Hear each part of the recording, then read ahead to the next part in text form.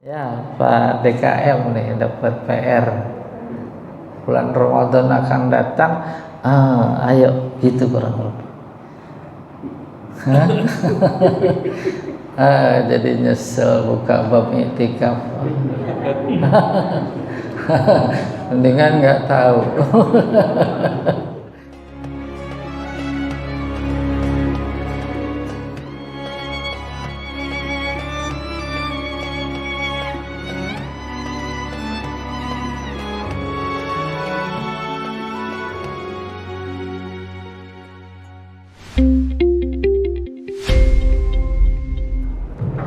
Assalamualaikum warahmatullahi wabarakatuh.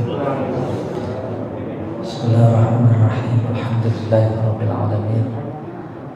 Wassalatu wassalamu ala asyrafil anbiya'i wal mursalin wa ala alihi wa ashabihi wa tabi'ina lahu wa tabi'ina lahum bi ihsanin ila yaumiddin. Amma ba'd. Fa ya ibadallah, usikum wa usikum jemaah subuh yang dimuliakan Allah, kita bersyukur lagi kepada Allah dipertemukan dengan subuhnya. Kita salat berjamaah, insyaallah kita i'tikaf, dan kebetulan babnya i'tikaf. Untuk mempersingkat waktu, kita mulai aja.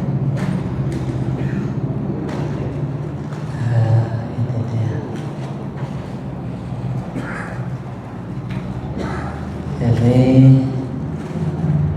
sedikit mengulang dari pertemuan pertama. Apa itu cakupan i'tikaf ya. Yang pertama pengertian, alhamdulillah sudah.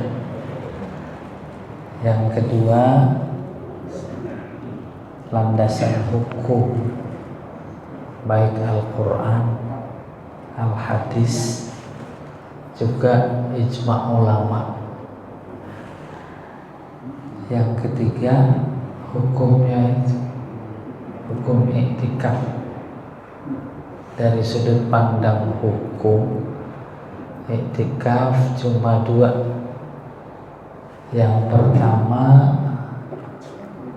wajib, yaitu i'tikaf nazar.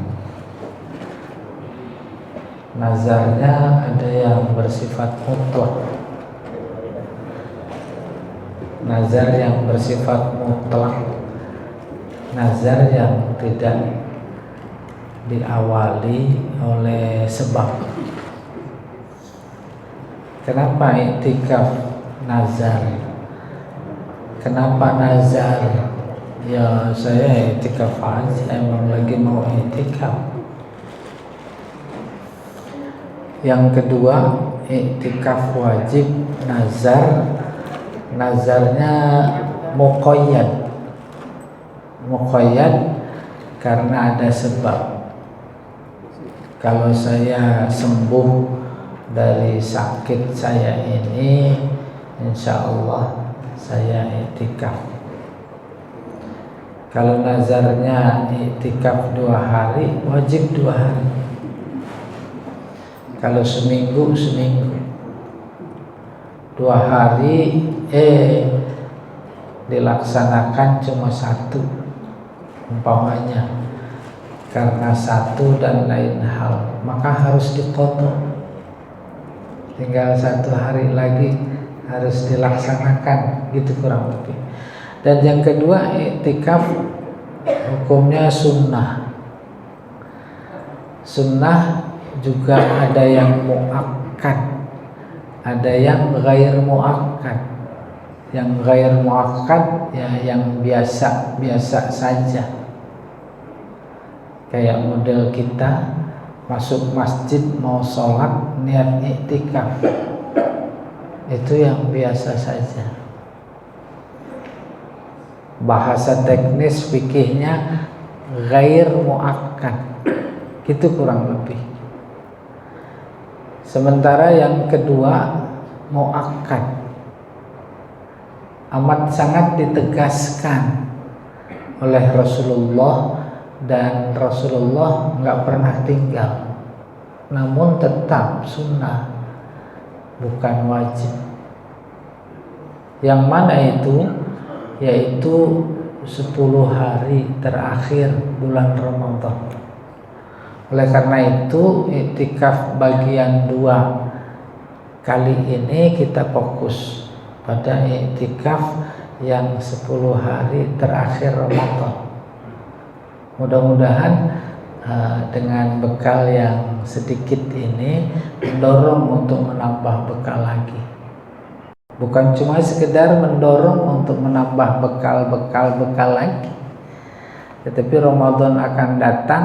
Masjid Al-Ittihad ini sudah menyelenggarakan iktikaf 10 hari terakhir Ramadan, insya Allah.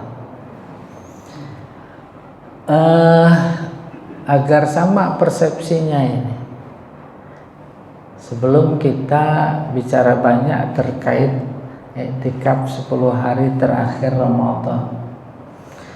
Ramadan dari sudut pandang jumlah harinya, hubungannya dengan 10 terakhir, maka menjadi terbagi 3. 10 pertama, 10 kedua, 10 terakhir. 10 pertama ya tanggal 1 sampai tanggal 10. 10 kedua 11 sampai tanggal 20. 10 ketiga tanggal 21. Kalau kebetulan Ramadannya 29 hari sampai tanggal 29. Kebetulan 30 ya sampai tanggal 30. Itu dia yang dimaksud 10 hari terakhir Ramadan. Kayak apa itu?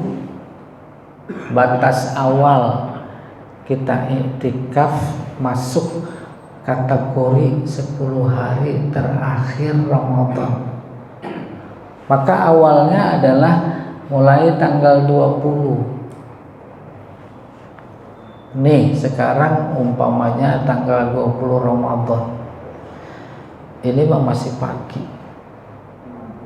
Maka nanti kalau mau masuk iktikaf 10 hari terakhir Ramadan, tuh habis sholat asar, ntar zohor, habis zohor asar, ada sudah anggota yang siap mau iktikaf 20 orang. 20 orang asar berjamaah. Habis asar berjamaah, udah dipimpin seorang ustadzkah, siapakah secara resmi memantapkan tekad untuk iktikaf 10 hari terakhir Ramadan yang diformulasikan dalam niat. Boleh sama-sama, boleh sendiri-sendiri. Itu habis sholat asar, udah nggak boleh pulang lagi. Itu dia yang dimaksud 10 hari terakhir Ramadan. Maka muncul banyak problem, mudah diatasi. Ada panitia, biasanya begitu, ada panitia. Pulangnya kapan? Umpamanya nih, tadi diasumsikan tanggal 20 Ramadan. Sekarang ini akhir Ramadan umpamanya, subuh tuh. Maka besok Syawal. Ya dah? Pulangnya di mana? Versi pertama, ntar habis maghrib masuk 1 Syawal, udah pada takbir, berakhir Ramadan, boleh pulang. Versi kedua, mungkin ada yang tebelan imannya, ada yang kencengan, nggak enak. Udah 10 hari di masjid, itu emang terasa nggak enak rasanya pulang jiwa rasanya kosong gitu. Bagi-bagi yang begitu pengalaman spiritualnya, sebaiknya pulang setelah sholat Idul Fitri, sudah pulang. Sanggup? Sanggup. Lah ketika diantar ke pemakaman nggak pulang-pulang. Itu latihan gitu. Terus bersama Allah selama 10 hari. Itu kurang lebih. Ya, terkait dengan teknis insya Allah nggak dibahas. Yang penting formulanya bagaimana panitia yang ada bekerja agar mendukung semua aktivitas para mu'takifin untuk tidak keluar seenaknya, keluar batal. Dan bisa jadi dalam konteks iktikaf terakhir 10 hari Ramadan itu haram, apalagi sengaja.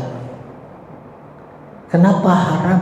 Dia sudah mengikat diri kepada siapa? Kepada yang punya dirinya, yaitu Allah. Di mana? Di rumahnya, kan gitu. Kayak begitu ikatan. Maka tak jauh beda dengan ikatan syahadat. Syahadat itu ikatan, mengikat diri dengan yang punya dirinya untuk siap taat di mana saja kapan saja, itu syahadat. Pindah, marah nggak Allah? Tuh bahasa teknisnya namanya murtad. Kebetulan umpamanya lagi iktikaf, pindah rumah, ya, batal iktikaf otomatis. Orang imannya aja batal, apalagi iktikafnya. Berikutnya fokus iktikaf 10 hari terakhir Ramadan. Pertama, dasar hukumnya. Kedua, syarat. Ketiga, rukun. Keempat, amalan-amalan. Yang kelima, yang membatalkan iktikaf. Dan yang berikutnya yang dibolehkan. Batasannya itu aja. Ya, kita masuk dasar hukumnya ini. Pertama, hadis Aisyah. Qalat, Aisyah berkata, kana Rasulullah sallallahu alaihi wasallam ya'takiful ashral awakhirah hatta tawaffahullah. Bulan Ramadan selalu Rasulullah iktikaf pada 10 hari terakhir Ramadan sampai wafat. Bahkan dalam hadis lain bukan cuma 10 hari terakhir Ramadan saja, 10 pertama, 10 kedua. 10 pertama, 10 kedua kalau beliau iktikaf ya 1 bulan penuh. Tetapi ada penjelasan secara tersirat, emang betul 10 hari pertama, 10 hari kedua. 10 hari pertama maksudnya emang beliau ingin mendapat malam qadar. Belum terlihat 10 pertama. Diterusin 10 kedua. Belum terlihat. Tapi kemudian baru terlihat olehnya, diisyaratkan oleh Allah 10 ketiga. Baru beliau bersabda, barang siapa di antara kalian yang mau iktikaf, iktikaflah di 10 hari terakhir Ramadan. Jangan salah paham. Salah pahamnya saya ngeri. Di mana ngerinya?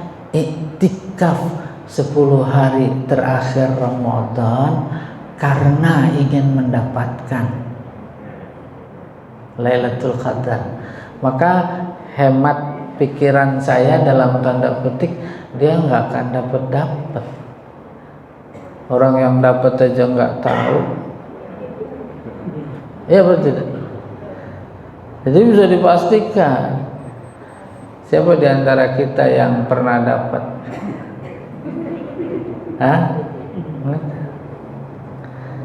Kenapa saya berani bilang begitu?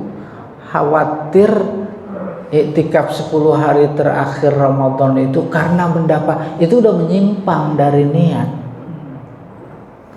Niat iktikaf itu bukan cuma yang muakkad, yang tidak muakkad saja jangan karena sesuatu. Tetapi niatnya yang harus diluruskan itu taqarruban, ingin menambah kedekatan diri kepada Allah. Sederhana perbedaan itu, tetapi berpengaruh. Kalau niatnya ingin mendapat Lailatul Qadar, udah ketika dia baca Quran, ketika dia zikir, ketika dia sholat, yang ada di pikirannya kan Lailatul Qadar. Ya betul tidak? Itu boleh dipastikan keliru. Dan bandingkan ketika niat iktikafnya itu taqarrub ilallah, soal Lailatul Qadar, soal Allah. Tugas kita taqarrub. Kalau yang kita lakukan saat itu memang sholat sekhusyuk-khusyuknya.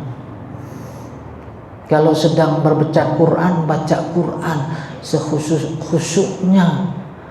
Kalau sedang berzikir sekhusyuk-khusyuknya. Itu sebenarnya. Ya. Jadi demikian. Maka kemudian 10 hari terakhir Rasulullah mendapatkan isyarat terkait malam Lailatul Qadar. Memang banyak hadis menjelaskan pada malam ganjil boleh dikait-kaitkan, dan ujungnya kenapa Rasulullah menyuruh iktikaf, substansinya mendorong, ya atau tidak?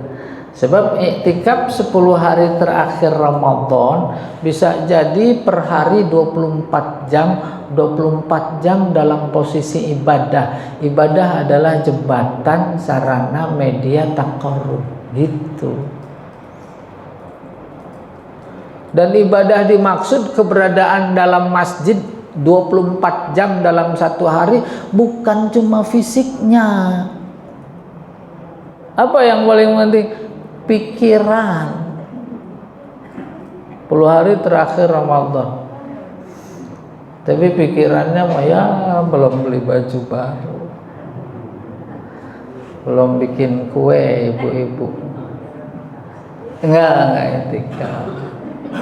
Jadi iktikaf itu yang hakiki bukan cuma fisik, tetapi pikiran.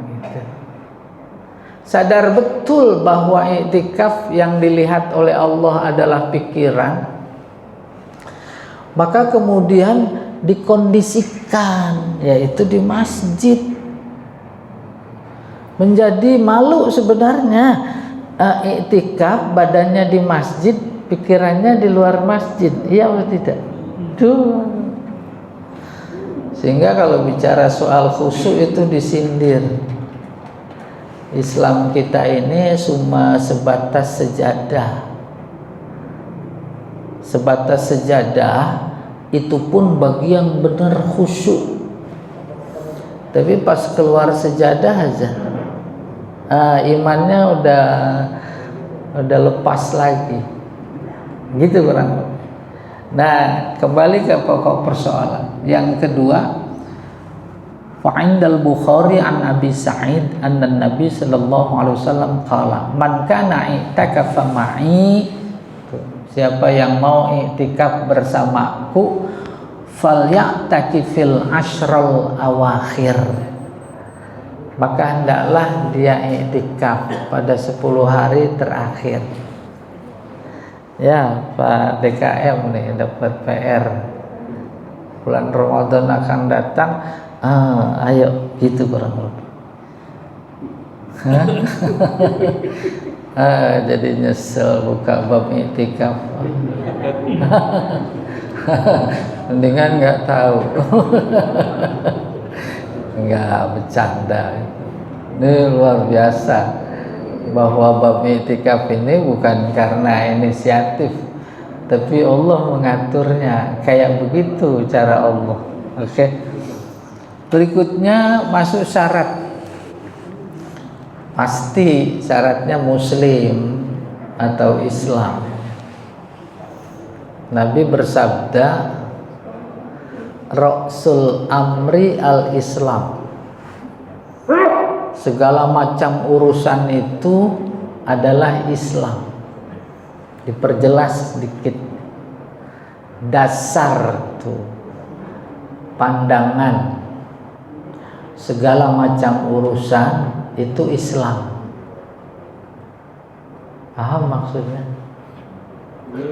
Orang itu luar biasa jiwa sosialnya. Di mana ada bencana nomor satu, memberikan bantuan. Bertanya kita pada diri kita, dapat pahala apa enggak ya? Tuh. Gampang jawabnya, Islam apa bukan? Itu maksudnya Ra'sul amri al-Islam. Puasa bukan cuma Ramadan, Senin Kemis, Ayyamul Bid dan lain-lain puasa. Kita tahu tetangga dia nggak boleh nyebut kafir sekarang. Ada nyebut kayak mau enggak kayak Al-Quran memang udah nyebut. Iya kan? Pahala apa enggak dia gitu. Maka hadis tadi Ra'sul amri dia Islam apa bukan? Enak punya pegangan Al-Quran. Itu diantara yang dimaksud kalian tidak akan sesat. Tuh, kalian tidak akan sesat ketika berpegang kepada Al-Quran. Apa kata Al-Quran? Innal ladzina kafaru, kafir disebut, a'maluhum kasarabim biqi'ah yahsabuhu zam'anu ma'a, dan seterusnya. Orang kafir amal mereka bagaikan fata morgana yang dilihat oleh orang yang haus bagaikan air. Kejar, oh nggak ada, padahal dia haus benar. Oh di sana ada air, nggak ada. Gambaran saat dia menganggap amalannya mendapat pahala, di akhirat berharap diberi balasan, minta sama Allah. Nggak ada gitu. Ra'sul amri al-Islam. Maka segala urusan, segala amalan hubungannya dengan balasan, karena nggak ada amalan nggak ada balasan. Baik-baik, buruk-buruk, gak ada. Gimana itu? Ra'sul amri al-Islam. Wa amuduhu as-salah. Tiangnya salat. Puasa bagus. Tanya dia salat apa enggak? Lah, bikin rumah nggak pakai tiang. Bisa ngebayangin, ini ada arsitek nggak? Tolong bikinin rumah nggak pakai tiang, gitu umpamanya. Lalu kata hadis Nabi selanjutan ini, wazar watu sanamihi al jihad, puncaknya jihad. Dalam konteks bangsa ini secara langsung atau tidak langsung kita udah disuruh siap-siap jihad. Ya bang, Pak Adnan ada Pak Adnan. Udah siap. Iya atau tidak? Oh luar biasa itu, mengerikan ya. Iya, tidak. Yang kedua berakal. Ya ini mas sederhana. Ibadah dalam Islam berat apa ringan? Berat. mau diringankan, gampang diambil akalnya. Tuh, ambil akalnya. Bahasanya orang gila. Tuh. Apa maknanya? Anugerah terbesar itu akal, dan secara rasional memang nggak ada yang mau diambil akalnya. Apalagi kalau keluhannya adalah berat. Nih jam segini enaknya tidur. Ya betul tidak? Nggak apa-apa tidurnya di masjid. Ya, ini berakal. Maka Nabi bersabda, rufi al qalam an salasin, pulpen diangkat. Tadinya ini dosa apa enggak? Udah mau ditulis enggak jadi. Tuh. Ada siapa? Anin naim hatta yastaiqidha. Tidur, udah azan subuh masih tidur. Malaikat satu mau tulis, malaikat yang satunya jangan. Diangkat pulpennya, itu maksudnya. Sampai dia bangun. Udah bangun dia sholat apa enggak? Kalau enggak sholat juga sampai waktu udah habis, nah itu ditulis. Tapi ini diangkat. Ceritanya dalam konteks akal. Anis sobi hatta yahtalima, anak kecil sampai dia mimpi, maksudnya balik. Tuh. Wa anil majnun, orang gila, sampai dia berakal. Ada orang gila sampai berakal. Bagi Allah nggak ada yang nggak ada. Ya tidak, semuanya bisa. Oleh karena begitu, maka kemudian dipahami gila ada yang setengah. Itu juga sering. Belum, dia mah belum gila, baru setengah. Gitu. Nah, yang seperempat tentu ada dong. Makanya itu tinggal pilih mau yang mana, gitu aja susah. Ya kan? Umpamanya yang hilang akalnya cuma 2 hari. Hari ketiga wajib sholat. Ada yang seminggu. Apalagi ada menjadi sebuah penyakit. Tuh. Substansi gila hilang akal. Maka saat dia ayan, epilepsi, berapa lama? Dia nggak wajib sholat. Itu gak wajib kewajiban-kewajiban yang lain, tapi setelah wajib. Ketika dia tidak sholat, ternyata tidurnya bukan tidur sembarangan, emang hilang akal. Dan orang tidur memang hilang akal. Bukan cuma hilang akal, orang tidur menurut Al-Quran itu mati juz'i. Maka nggak ditulis kewajiban karena akalnya hilang. Ya tidak. Oke. Yang berikutnya mumayyiz, tadi hadisnya anis sobi hatta yahtalim. Dan yang keempat, ini penting, suci dari hadas. Hadasnya hadas besar. Hadas besar, junub. Nggak boleh i'tikaf.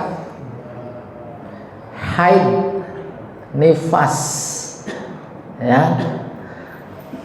Kalau bukan nifas terus keluar darah, bukan nifas, namanya istihadah. Dia boleh. Oh, boleh. Demikian juga ketika tawaf juga. Boleh dia. Atas dasar bahwa syarat yang keempat harus suci dari hadas besar. Hadas kecil mah enggak apa-apa, batal. Dia lagi zikir umpamanya. Itu enggak membatalkan i'tikaf, boleh. Hadas besar yang enggak boleh. Atas dasar itu maka sekaligus bisa dipaham enggak boleh berhubungan suami istri. Jangankan di masjid, di rumah aja nggak boleh. Pulang dulu sebentar. Ntar habis itu balik lagi. Udah nggak boleh, batal. Oke, selesai. Ini dia, didapat apa yang tadi diuraikan dalam kitabnya. Syurutuhu wa yustaratu fil mu'takifi ayyakuna musliman, muslim, bersama hadisnya yang tadi disampaikan tadi. Mumayyiz sah iktikafnya. Mumayyiz dibawa balik sebelum balik. Kalau balik umur umpamanya laki-laki 12 atau katakan 12 tahun, dia udah boleh diajak iktikaf. Ada depan rumah saya itu subhanallah, setiap Ramadan dia iktikaf. Iktikafnya sana di BI. Satu keluarga, anaknya yang waktu itu masih bayi dibawa. Malu kita. Dia dokter. Iktikaf dia. Kemarin lagi ada pandemi itu Covid, nggak menyelenggarakan iktikaf. Akhirnya iktikafnya mereka di pesantren. Anaknya kebetulan di pesantren. Sana ada masjid gitu. Iya, tahiran minal janabah, suci dari junub, hadas besar, wal haid, wan nifas. Fala yasihu min kafirin, tuh enggak sah orang kafir. Gampang dipaham itu. Wala sabi, anak kecil, ghairi mumayyiz, yang belum mumayyiz. Wala junub, orang yang sedang berhadas besar. Wala haid wala nufasa. Iya, selesai. Nah, habis kan, baru masuk rukun. Ada rukun, sholat ada syarat, ada rukun. Rukun ketentuan di dalam, ya, internal ibadah itu sendiri. Cuma 2. Pertama, niat. Sebab innamal a'malu binniyat wa ma umiru liya'budullah mukhlishina lahuddin. Niat, jangan lupa niat. Udah kebayang ya, nanti kalau ada masalah boleh kita tanya. Yang rukun kedua berada di masjid.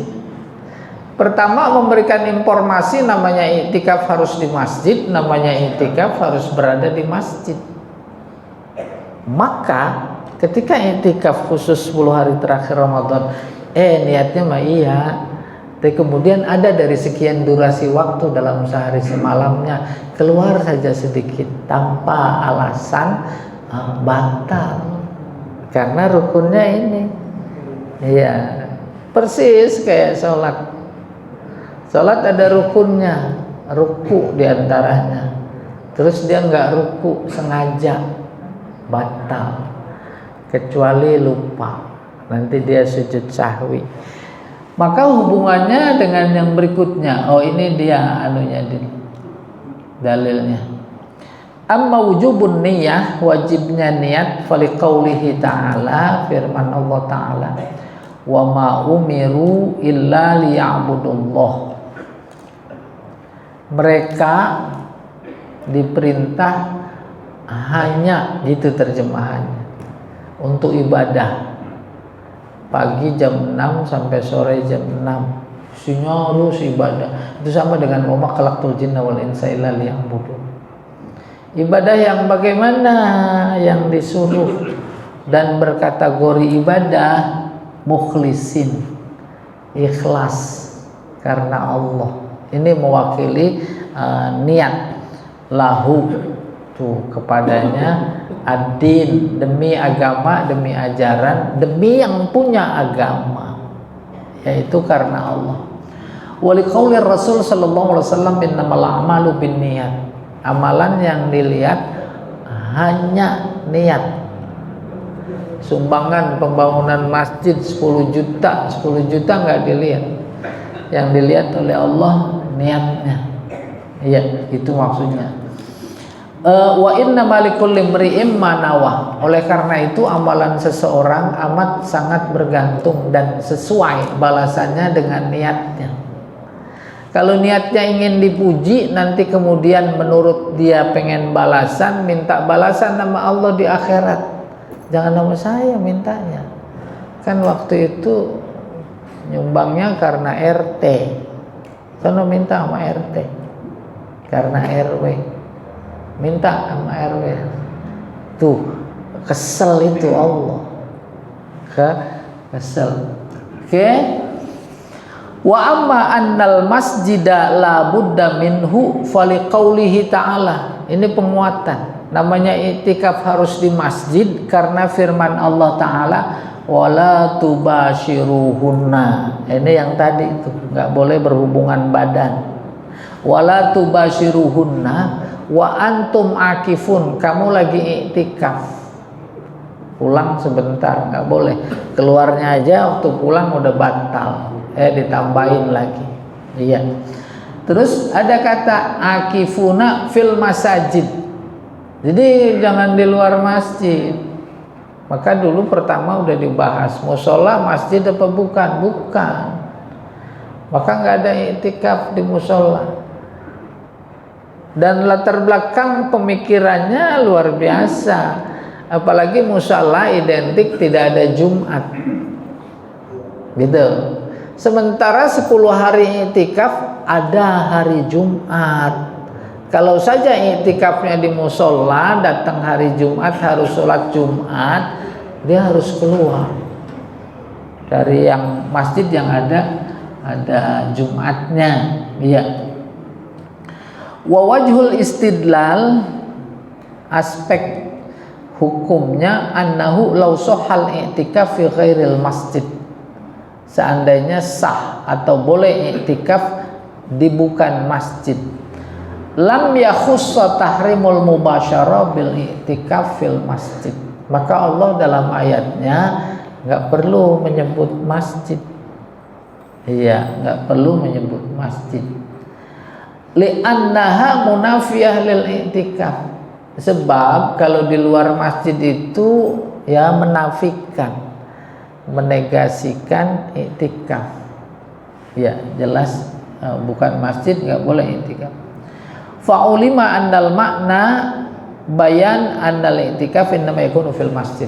Maka diketahui dari ayat tadi dengan meyakinkan bahwa iktikaf harus di masjid. Selesai. Ini terakhir nih yang dibolehkan.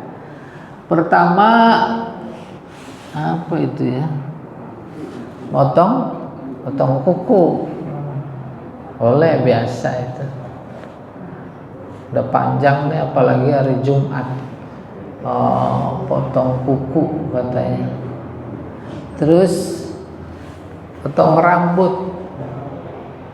Cukur rambut udah panjang. Lagi iktikaf boleh.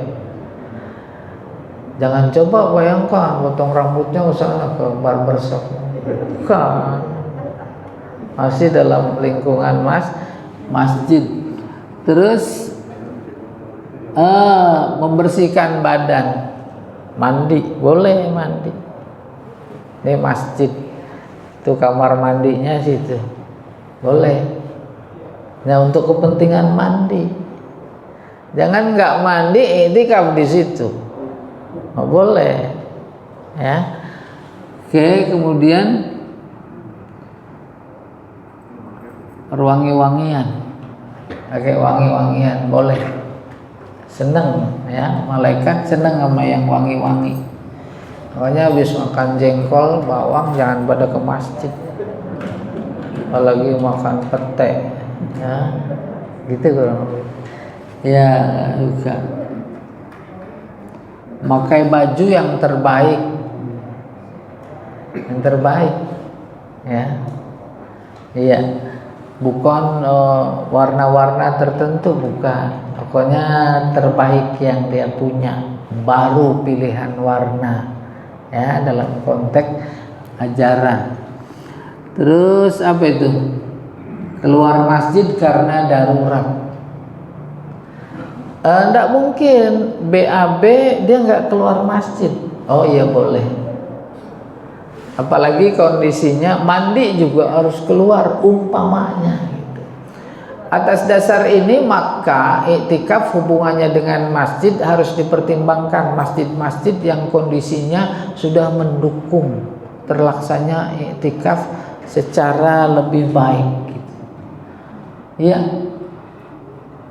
Oh, ini yang membatalkan penting masih ada. Pertama, keluar masjid tanpa kebutuhan mendesak. Kebutuhan mendesak tadi, keluar kamar kecil itu mendesak. Kalau beli rokok mah enggak mendesak. Maka panitia menyediakan gitu. Mau itikaf apa mau ngerokok gitu bacanya. Ya, kalau mau ngerokok nggak usah itikaf gitu. Batal nih murtad. Oke, udah dijelaskan tadi, hilang akal. Oke, di masjid kemudian benar-benar hilang akal. Nah, ini ada dibedakan dengan gila. Gila hilang akal permanen. Kalau yang tadi tidak permanen, mungkin ada yang setengah. Mabok. Mabok. Udah kebayang itu. Ini disusunkan berdasarkan kondisi sosial pada waktu itu. Jangankan iktikaf, yang lagi sholat aja di awal-awal Islam ada yang mabuk. Imam jadi imam terus sholatnya maghrib, baca al-kafirun, laknya hilang karena tadi habis minum. Seharusnya la a'budu ma ta'budun, laknya hilang. A'budu ma ta'budun, batal. Turun ayat la taqrabus sholata wa antum sukara. Jangan pada sholat kalau lagi mabok. Itu belum haram betul mabok-mabokan. Akhirnya setelah turun ayat itu khomer masih boleh, mereka cari strategi. Jangan habis asar minumnya, asar sama maghrib deket. Kalau mau minum habis isya, kan ke subuh jauh tuh, kayak begitu. Itu, ini mah jangan dicontoh ya, nggak dicontoh lagi. Baru kemudian ketika udah kuat imannya turun yang ketiga, innamal khamru wal maisir wal ansab wal azlam rijsun kotor min amali syaitan. Kotor bukan dalam artian fisik, tapi yang non fisik yaitu imannya. Yang terakhir berhubungan badan, nggak boleh. Ayatnya tadi wala tubashiruhunna wa antum akifuna fil masajid, nggak boleh. Nah, Bapak Ibu jemaah subuh yang dimuliakan Allah, kayaknya ini yang bisa sama kita dengarkan. Tuh selesai. Ada sisa waktu, barangkali ada yang mau tanya, silahkan. Pak Anwar ya. Assalamualaikum warahmatullahi wabarakatuh. Ini menarik ya. Saya dulu punya kawan dari Mauritius. Padahal Mauritius kan minoritas gitu ya. Mungkin melihat keadaan di Indonesia gitu. Di sana itu kan kalau iktikaf itu keluarganya pun memberikan makanan ya, ke masjid itu dengan isyarat gitu. Nah, saya nggak menanyakan apakah itu batal atau tidak. Makanya saya menanyakan apakah ini itu termasuk batal atau tidak gitu, bicara gitu ya. Karena ya menurut cerita dia di sana itu kalau yang iktikaf keluarganya terus ingin mengantarkan makanan atau apa gitu ya, itu dengan isyarat, bahkan kawan-kawan dengan isyarat. Jadi nggak boleh katanya bicara gitu. Apakah itu juga termasuk yang membatalkan atau gimana gitu? Gitu. Assalamualaikum. Makanannya apa? Ya kan 10 hari. Jadi dari rumah itu Memberi makan gitu kan, untuk buka puasa pakai isyarat. Nah, jadi untuk buka keluarganya kan, jadi ada anggota keluarga yang iktikaf ke masjid. Paham. Karena itu mau buka puasa diantar dari rumah. Ini untuk apa misalnya alat-alat untuk mandi segala macam gitu. dengan isyarat tidak bisa, oh ini jadi dia nggak bisa nggak bicara gitu kan, dengan isyarat aja memberikan apa gitu kan. Udah kan, udah paham ya. Ya. Kan kalau kita bisa, oh ini apa namanya, ya, artinya tidak bicara mereka itu gitu kan, tidak berbicara. Ya udah apa belum? Ya udah. Jadi pertanyaannya, apakah bicara itu termasuk yang membatalkan atau bagaimana? Tidak, nggak apa-apa ya. Jadi tidak membatalkan iktikaf. Tuh. Kayaknya masih perlu klarifikasi. Memberi makan pakai isyarat. Maka saya tanya tadi, makanannya apaan? Ntar ngopinya isyarat, buka puasanya isyarat. Kita lagi musim COVID tuh, pada takut ketemu. Ngasih makanannya di mana? Di depan pintu ditaruh, terus diambil.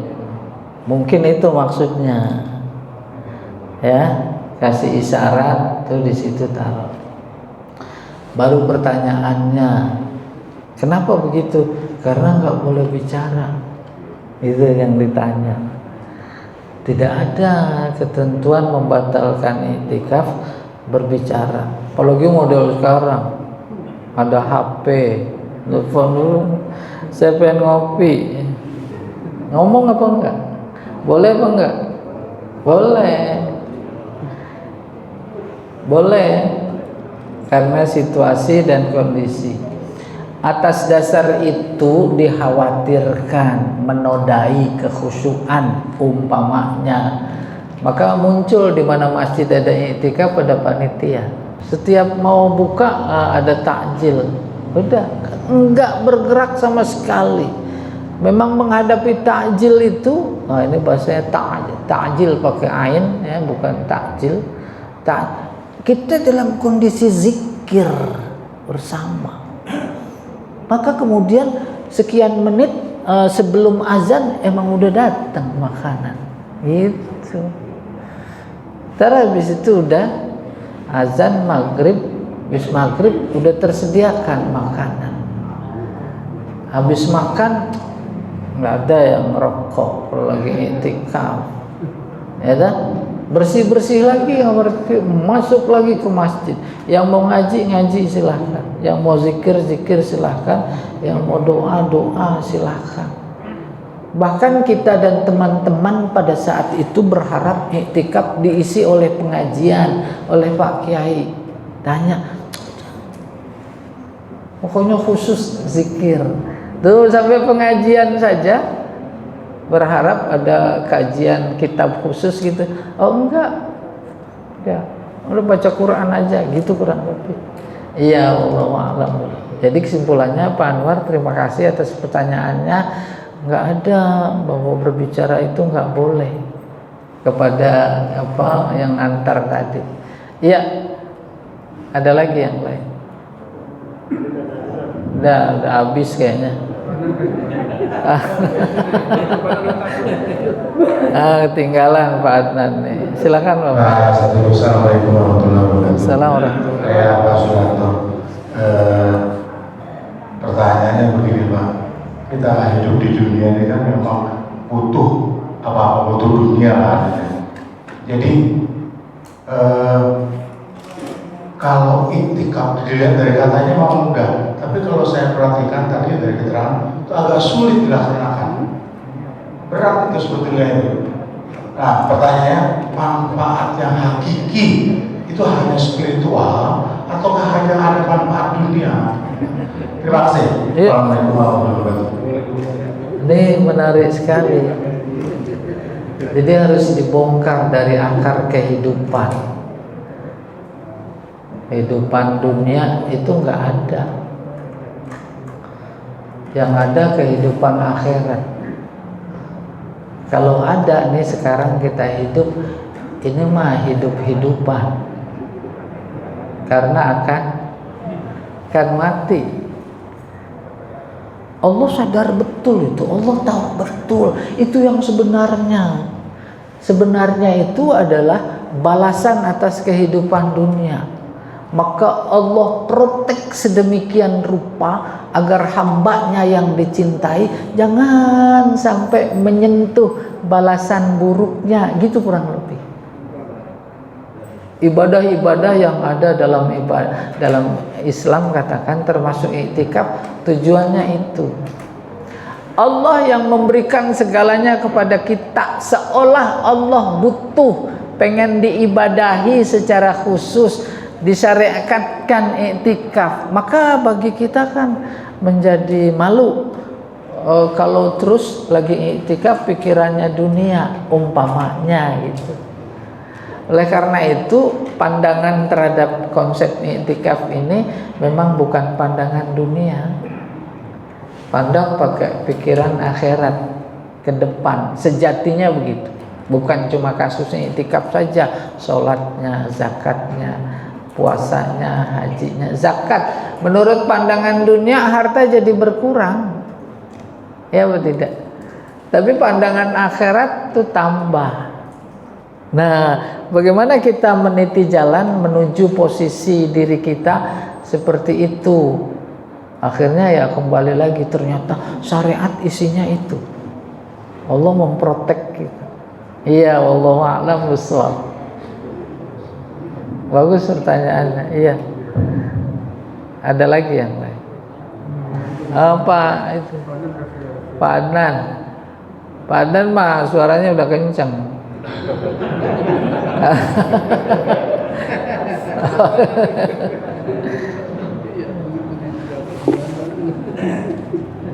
Assalamualaikum warahmatullahi wabarakatuh.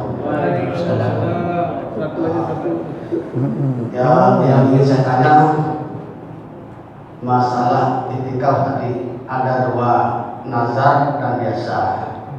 Itikaf nazar. Jadi ada seseorang, dia dalam keadaan sakit, kemudian dia bernazar itikaf, berjanji kan, kalau saya sehat, saya itikaf, tapi tidak cukup 10 hari, 3 hari, kan 3 hari, berarti tinggal 7. Nah, kemudian dalam hal ini mana yang didahulukan, atau itikaf biasa 10 hari atau yang itikaf nazar? Karena pernah saya baca buku Nabi Umar bin Khattab pernah bertanya sama Rasulullah, ya Rasulullah, aku ini bernazar, saya akan bernazar untuk itikaf, tapi dijawab oleh Allah, katanya laksanakan itikaf nazar. Jadi yang saya ragu, karena ini janjinya tak 10 hari, 3 hari, berarti ada 7. Kalau kita laksanakan 7, berarti bakal 10. Jadi mana yang paling kita utamakan? Yang kedua, ini mungkin di luar konteks Pak Ustaz, belum konteks, tapi pertanyaan sedikit. Masalah syirik yang tahu kita selama ini, syirik itu hanya syirik satu, syirik sudah syirik sudah ada. Tapi setelah saya baca ensiklopedia Islam Al-Kamil, syirik ada dua, syirik besar, syirik apa, syirik kecil. Jadi setelah saya baca keterangan syirik kecil itu, misalnya dia ingin membaguskan sholat, berzikirnya, sedekahnya, tapi disaksikan oleh dan minta dipuji oleh manusia. Jadi yang saya tanyakan, apa beda syirik kecil itu dengan ria? Terima kasih Pak. Yang terakhir dulu, ria itu salah satu bentuk syirik. Udah selesai. Yang saya tanya itu supaya jangan kita gagal paham. Sekarang kan banyak manusia gagal paham. Terima kasih Pak. Supaya nggak gagal paham, ya ada sertifikat gagal paham. Ria itu salah satu bentuk syirik. Kenapa? Dia melakukan sesuatu bukan karena Allah. Nah itu syirik, artinya menduakan, bahkan ngikutin nafsu. Nabi ditegur, afara'aita manittakhaza ilahahu hawahu. Muhammad, kamu tahu nggak, ada orang-orang yang menjadikan keinginannya, nafsunya sebagai Tuhan. Substansi Tuhan itu taat, dia taat sama nafsu. Mana diantara nafsunya? Biar saya dilihat, biar saya didengar. Iya, yang pertama, iktikaf nggak menjadi tumpang tindih kayak tadi. Yang Ramadan itu betapapun dikuatkan tetap hukumnya sunnah, sementara yang nazar itu wajib. Kita bertemu, ketika bertemu wajib sunnah dalam satu saat yang bersamaan, yang harus dikedepankan yang wajib. Jangan dilakukan pada waktu sunnah, ya dah? Kan bisa dilaksanakan di luar itu kalau dia pengen dua-duanya. Yang 10 hari terakhir dilaksanakan, terus yang 3 nazarnya nanti dilaksanakan gitu. Iya, wallahu a'lam bishawab. Udah agak siang. Bersyukur diberi kesehatan, berharap mudah-mudahan pada pertemuan berikutnya kita tetap dalam keadaan sehat walafiat. Kita sudahi dengan doa kafarat majelis. Subhanakallahumma wa bihamdika asyhadu an la ilaha illa anta astaghfiruka wa atubu ilaik. Assalamualaikum warahmatullahi wabarakatuh.